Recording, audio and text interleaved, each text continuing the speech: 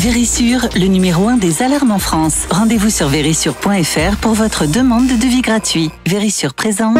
Sud Radio, le numérique pour tous, Vanessa Pérez. Bonjour et bienvenue dans le numérique pour tous. Et aujourd'hui, on va parler médias et politique et se demander pourquoi il devient urgent de tout repenser. Alors pour ce faire, nous irons sur le terrain des chaînes de télévision pour savoir qui du web ou de la TNT nous permettra une plus grande liberté d'expression. Et on vous fera également découvrir un parti politique européen, le Parti Pirate. Et oui, une belle mission qui a pour vocation de protéger nos données personnelles et nos libertés individuelles. Le numérique pour tous spécial médias et politique, c'est parti et c'est sur Sud Radio.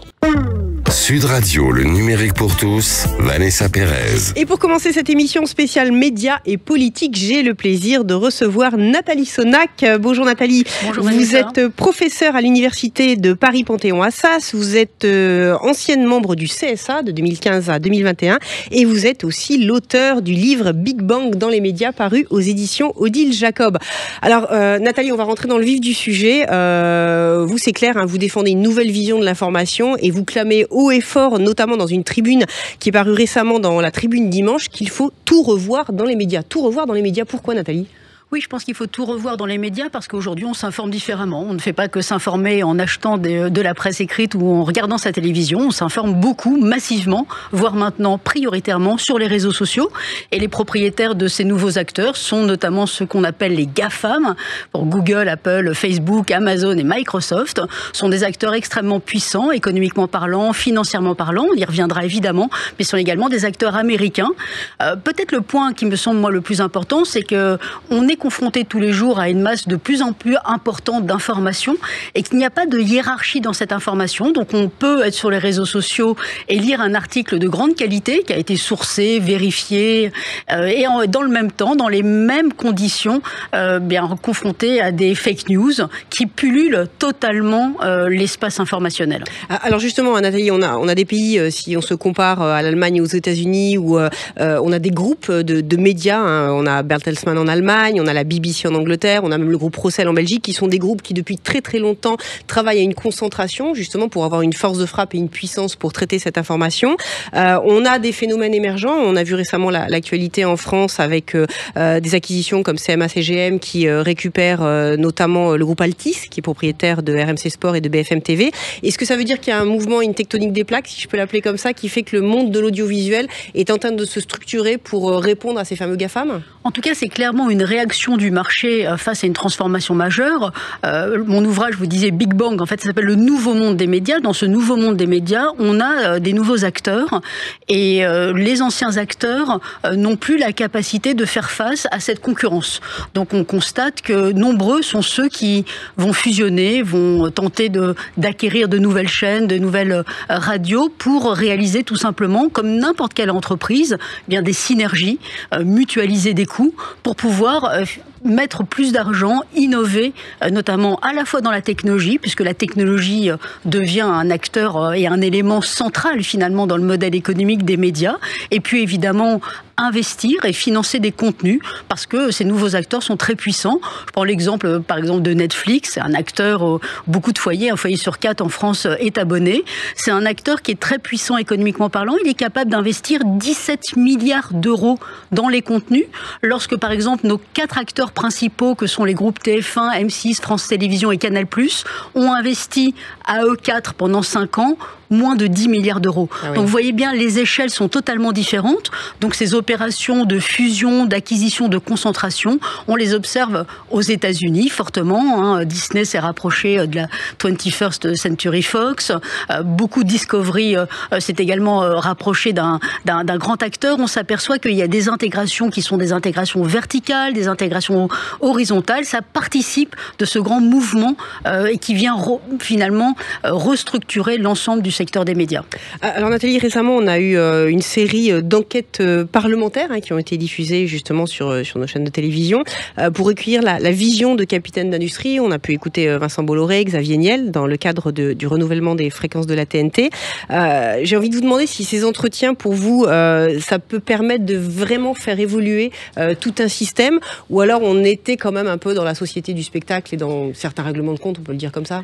J'ai envie de vous dire les deux, mon général, mais néanmoins, je pense que c'est un pari réussi et que je pense que c'est extrêmement important que les Français sachent aujourd'hui à quoi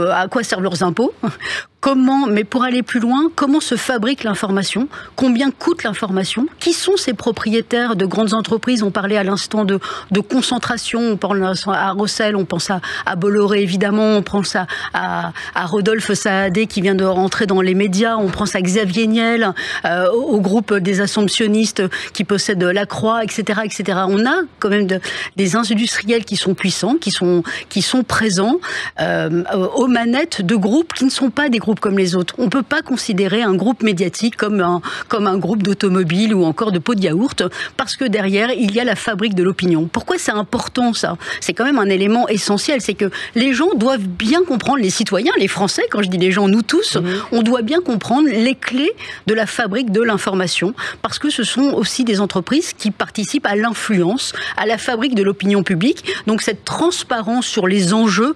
c'est un point essentiel. Peut-être un deuxième élément qui me semble essentiel, c'est de comprendre les raisons pour lesquelles le débat parlementaire est important et qu'il soit filmé et qu'il soit au vu de tous. Eh bien parce que, et peut-être que nos interlocuteurs ne le savent pas tous, les fréquences des chaînes de télévision de la TNT sont des fréquences qui sont issues du domaine public, comme on dit, c'est-à-dire qu'elles appartiennent à l'État. Et lorsque l'État lance des appels d'offres, donc c'est organisé par le régulateur de l'audiovisuel, l'ARCOM aujourd'hui, le CSA à l'époque, eh bien, il propose une allocation, un appel d'offres.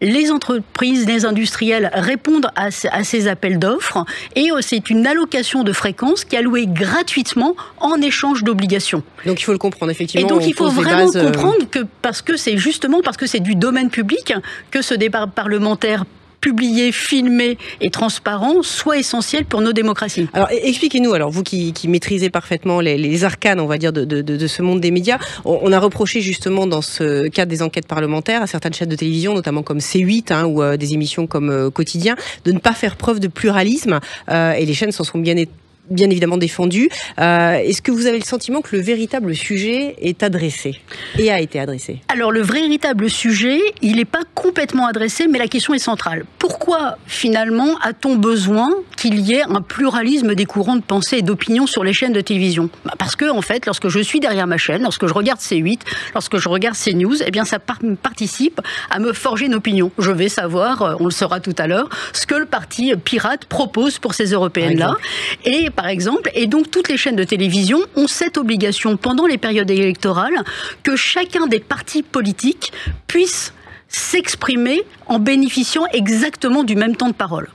Alors ça, c'est la question, si j'ose dire, c'est la règle. Est-ce que toutes les chaînes suivent la règle? Eh bien, il s'avère que C8 ou CNews, beaucoup de Français, et c'est les RSF qui a proposé au Conseil d'État en disant « Mais écoutez, l'ARCOM ne fait pas son boulot, il devrait sanctionner parce que moi, quand j'écoute, moi, dit RSF, entre guillemets, lorsque j'écoute C8 ou lorsque j'écoute CNews, eh bien, j'ai pas le sentiment que toutes les opinions soient représentées, mais que j'ai simplement un côté de l'échiquier politique qui est surreprésenté et donc c'est en ce sens qu'il est dans l'infraction. C'était un débat qui est extrêmement intéressant, qui est posé, et d'ailleurs le Conseil d'État a rétorqué et a demandé à l'ARCOM de revoir sa copie. Mais alors dans ce cas-là, vous n'avez pas le sentiment que si on n'est pas satisfait par l'information qui est diffusée, par le pluralisme, on peut toujours aller sur Internet où on a justement des émissions qui vont aller beaucoup plus loin dans la façon d'appréhender les thèmes. Je pense à Thinkerview, je pense au Livre Noir Média, qui vont quelque part se confronter à une liberté d'expression et dire à certaines personnes qui veulent aller plus loin sur la connaissance de certaines idéologies, s'acculturer dans la direction où elle le souhaite. C'est vrai, mais ce n'est pas suffisant. Dans la mesure où une chaîne de télévision, en assurant, en garantissant, et c'est ça la mission, et c'est ça la convention qu'elle signe avec l'ARCOM, c'est que si vous voulez avoir une allocation d'une chaîne de télévision gratuite, accessible à tous, alors vous avez l'obligation de proposer un débat qui permette de se constituer une opinion. Je vous donne un tout petit exemple. La Fairness Doctrine aux États-Unis est une règle qui a imposé exactement la même chose aux chaînes de télévision. Et en 1987, Ronald Reagan dit « Maintenant, ça suffit, il y en a marre, finalement, les chaînes de télévision, elles ont qu'à faire ce qu'elles veulent. » Eh bien, aujourd'hui, des chercheurs américains ont publié un article qui montrait que finalement, depuis l'application de cette Fairness Doctrine, eh bien, il y avait beaucoup moins de pluralisme pluralisme sur les antennes des chaînes de télévision américaines et que pire, il y avait une homogénéité qui conduisait dans les contenus à avoir un pluralisme équivalent à un pays totalitaire. Donc cette obligation qu'il y a pour les chaînes de télévision, moi je crois que c'est fondamental et essentiel que ça demeure et que ce principe demeure et qu'il soit appliqué avec des règles actualisées. Maintenant, que l'on puisse évidemment avoir d'autres opinions, aller chercher d'autres informations comme Thinkerview ou m'acheter un journal ou d'aller écouter des émissions de télévision, eh bien évidemment l'enrichissement et l'Internet, c'est ça qui est fantastique. Allez, pour conclure, 30 secondes Nathalie, une seconde, vous avez le sentiment qu'on va dans la bonne direction avec notre nouveau ministre de la Culture? Est-ce que justement on a pris conscience des enjeux et que les choses à court terme vont pouvoir évoluer dans la bonne direction pour être dans une bonne compétition saine, on va dire, avec les grands acteurs dont vous parliez? Je crois que c'est une urgence qui n'a pas été suffisamment prise en compte et aucun élément me met en évidence que ceci a été pris en compte. Non, il y a une urgence démocratique parce que ces nouveaux acteurs qui sont présents, ils n'ont absolument pas les mêmes règles. Il y a une véritable asymétrie réglementaire entre nos acteurs traditionnels et ces nouveaux acteurs. Je ne suis pas certaine que la prise de conscience soit tout à fait totale, mais évidemment, je reste optimiste. À suivre. Merci beaucoup Nathalie Sonac. Je rappelle Le Nouveau Monde des médias paru aux éditions Odile Jacob. Restez avec nous, on marque une courte pause et l'on se retrouve dans quelques instants pour découvrir un parti politique européen, le Parti Pirate, qui risque de faire grand bruit. Le numérique pour tous, ça continue dans quelques instants et c'est sur Sud Radio. Vérissure, le numéro 1 des alarmes en France. Rendez-vous sur vérissure.fr pour votre demande de devis gratuit. Vérissure présente. Sud Radio, le numérique pour tous, Vanessa Pérez. Et pour continuer cette émission spéciale médias et politique, comme je vous le disais, un parti politique européen encore peu connu et qui, au regard de ses orientations, devrait pourtant faire grand bruit. Il s'agit du Parti Pirate et qui, comme son nom ne l'indique pas forcément, propose une vision de la politique par le numérique. Et pour nous en parler, j'ai le plaisir de recevoir sa tête de liste aux européennes, Caroline Zorn. Caroline, bonjour. Bonjour, merci de l'invitation Vanessa. Alors Caroline, le Parti Pirate, un nom qui peut faire craindre le meilleur comme le pire. D'où est née cette idée? Quelle est l'origine de ce parti? En réalité, c'est très simple. Moi, je pense que vos auditeurs ont tous déjà connu la situation où ils discutent pendant une soirée, par exemple, je sais pas moi, des difficultés scolaires de leur enfant, et puis le lendemain sur Facebook, vous avez une pub pour des cours de soutien scolaire. Alors, en fait, la réalité, c'est qu'aujourd'hui, on est un peu tous traqués, mais surtout par des objets qu'on a nous-mêmes achetés, parce que tout est dématérialisé. Si aujourd'hui vous n'avez pas de smartphone, c'est à la limite si vous êtes encore un citoyen. Même nos services publics sont complètement dématérialisés, donc on est obligé de passer par le numérique. Et en même temps, ça veut dire quoi? Ça veut dire que nos vies, elles appartiennent à des plateformes américaines qui en savent plus sur nous que notre propre famille parfois. Alors justement, Caroline, expliquez-nous, quelle est la vision, de manière synthétique, la vision du Parti Pirate et que défend-il par rapport à ce que vous venez de nous évoquer? Aucun parti politique fait de ça sa priorité, alors que la protection de la vie privée et de nos libertés, c'est vraiment fondamental. Ça fait 20 ans que le Parti Pirate est né en Suède, après avoir été affublé justement du mot pirate parce qu'on défendait les libertés face aux géants de l'industrie culturelle. Donc, il faut le dire, en France, on a un problème avec les libertés. C'est vrai qu'il y a quelques années, on a basculé dans un état d'urgence, d'abord en raison du risque terroriste, puis de la crise sanitaire. Et s'il y avait des raisons légitimes à ce moment-là pour une restriction de liberté, la restriction de liberté ne peut jamais durer trop longtemps. Il faut que ce soit un temps précis et pas qu'on prenne l'habitude d'avoir des libertés qui soient réduites, restreintes. Donc à chaque fois aujourd'hui que vous êtes empêché de circuler, de commercer, d'utiliser les moyens de paiement que vous souhaitez, comme par exemple l'impossibilité de payer avec une Mastercard sur un village olympique, moi ça me rend dingue, à chaque fois que vous donnez beaucoup d'informations pour bénéficier d'un service en ligne ou que vous êtes enregistré dans l'espace public, demandez-vous si cette atteinte à votre vie privée est justifiée.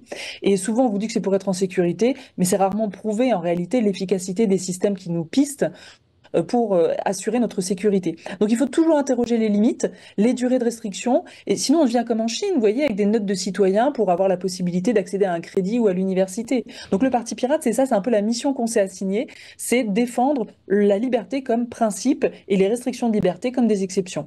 Alors Caroline, on se pose tous la question, puisque l'agenda des élections va être rythmé par les élections européennes, de manière imminente, et puis ensuite nous aurons les présidentielles en 2027. Vous, quel est votre agenda et quelles sont vos échéances par rapport à ces deux dates? Alors, vous l'avez déjà dit en introduction, le Parti Pirate, c'est un parti qui défend les libertés, il le fait au niveau européen, puisque c'est au niveau européen que ça se joue. L'Europe, c'est 450 millions de personnes, de consommateurs.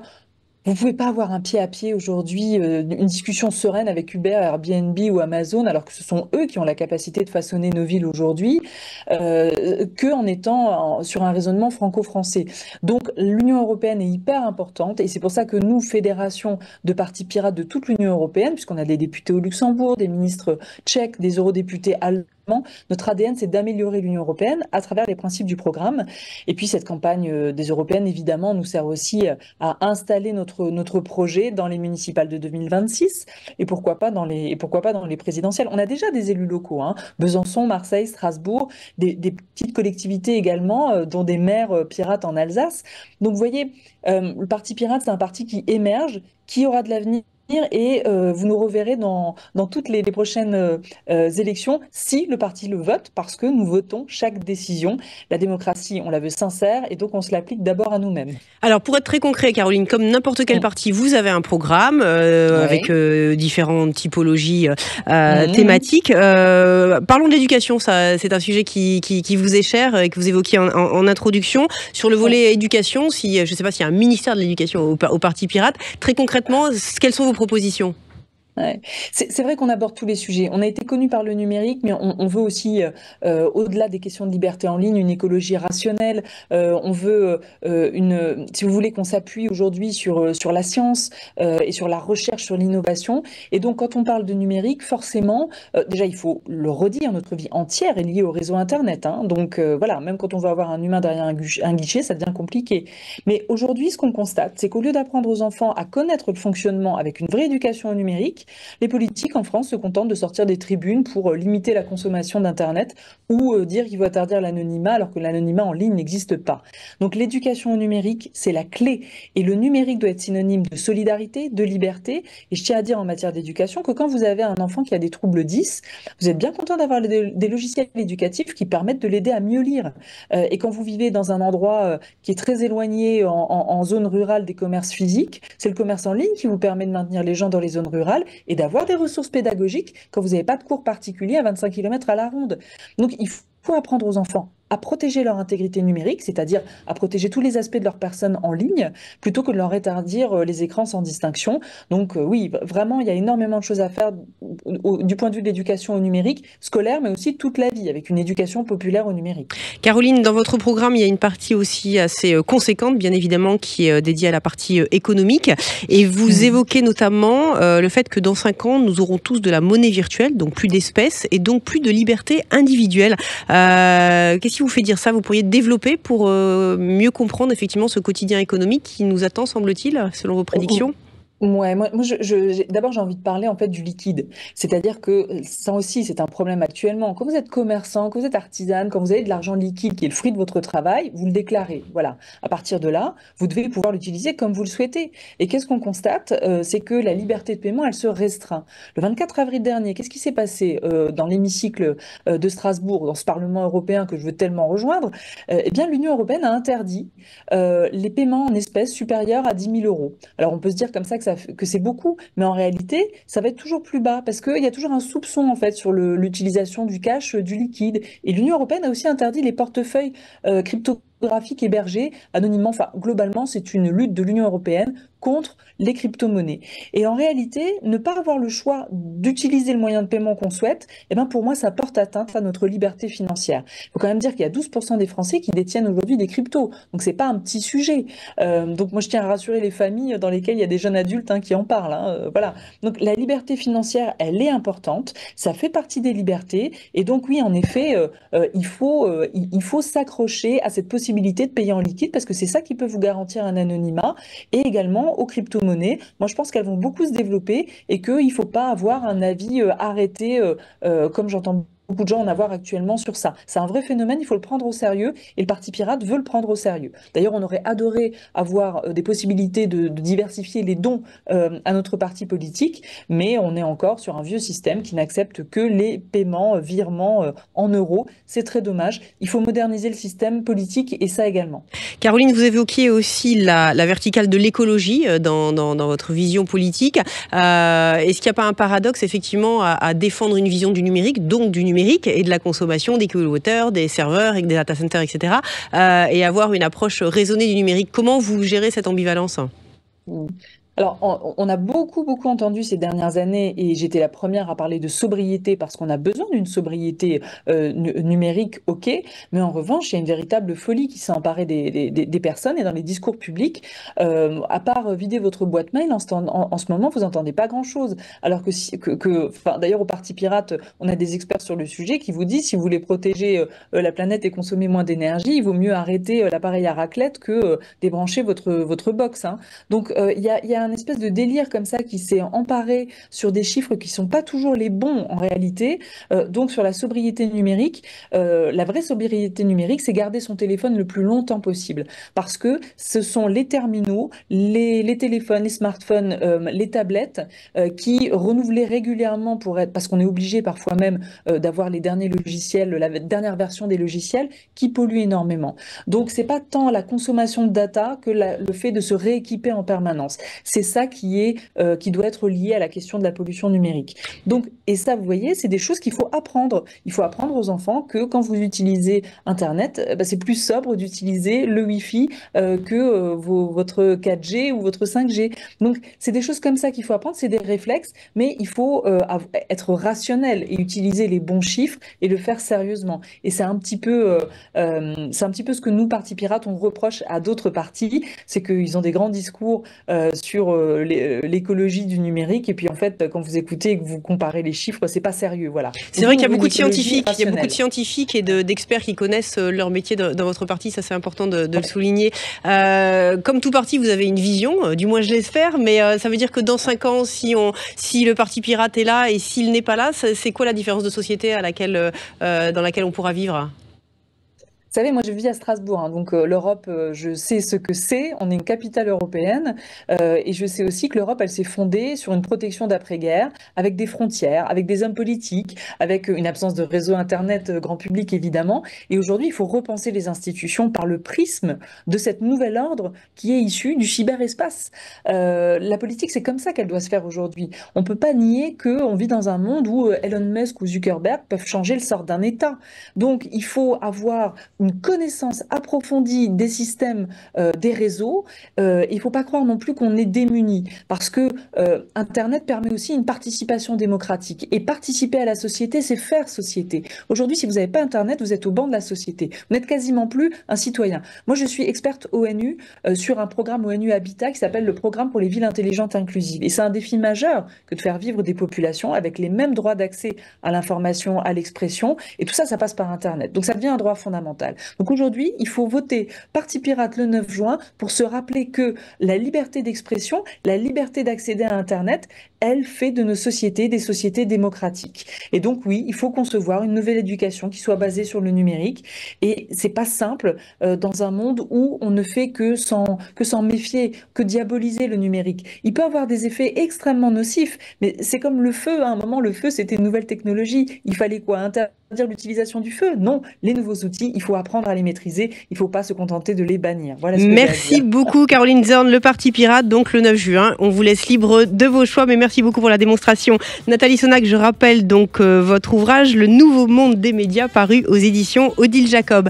Mesdames, je vous remercie beaucoup. Le numérique pour tous, c'est fini pour aujourd'hui. Et pour prolonger la discussion, on se retrouve sur les réseaux sociaux et en podcast. Merci beaucoup pour votre fidélité renouvelée. C'est fini pour aujourd'hui. Je vous souhaite une excellente fin de week-end et je vous dis à la semaine prochaine.